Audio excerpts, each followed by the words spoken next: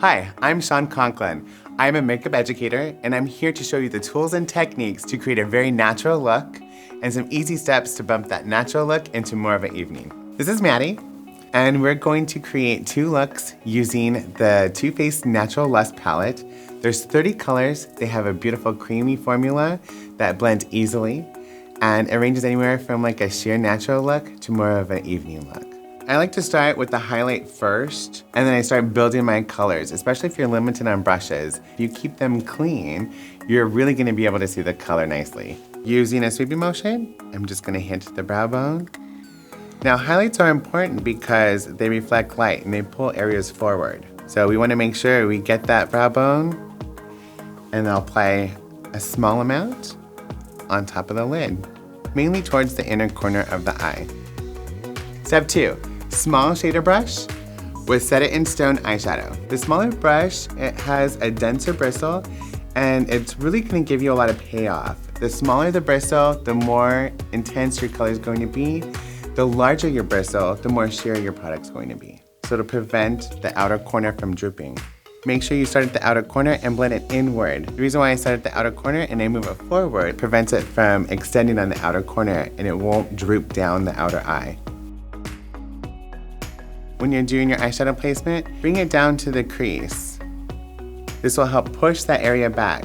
Shadows push areas back where highlights bring them forward, so you actually can help camouflage a heavier fold. Now I'm going to use a clean blending brush.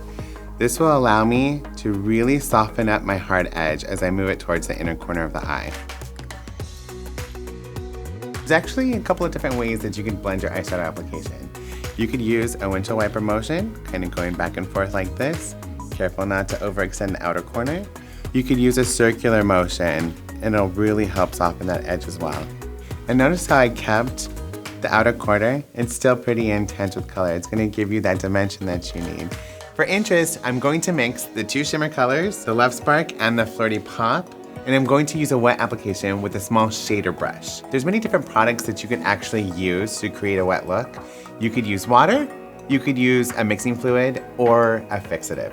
Now this small shader brush will help create a really nice application on the lid. You could really use it in tight corners and blend it out towards the outer corner. See how that really intensifies that look? So know that eyeshadow application really shows the dimension of the eye. You see the highlights on the brow bone, on the lid, and then you see the shadow in the crease. So that's what helps create that dimension. We're going to use the darker shadow in the crease to really push that area back. Now that we have the dimension, let's add definition. You could use any shade that's a shade or 2 darker than the natural skin tone to create definition on the lash line.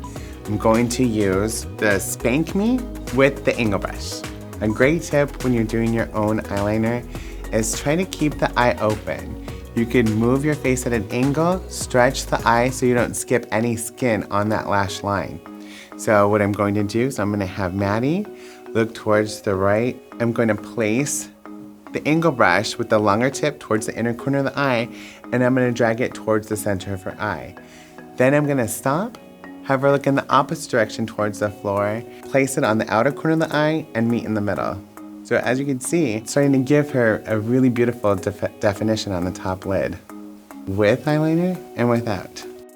For low light situations, we're gonna add a pop of color on the lid and add dimension towards the outer corner of the eye with a darker shade. Here's how. I'm gonna begin with the blended brush and pin down on the outer corner of the lid. I'm gonna lightly tap and move towards the center of the eye. You want to blend it evenly into the highlight that we created on the inner corner of the eyelid. I'm just using a little tapping motion starting from the outer corner, moving in.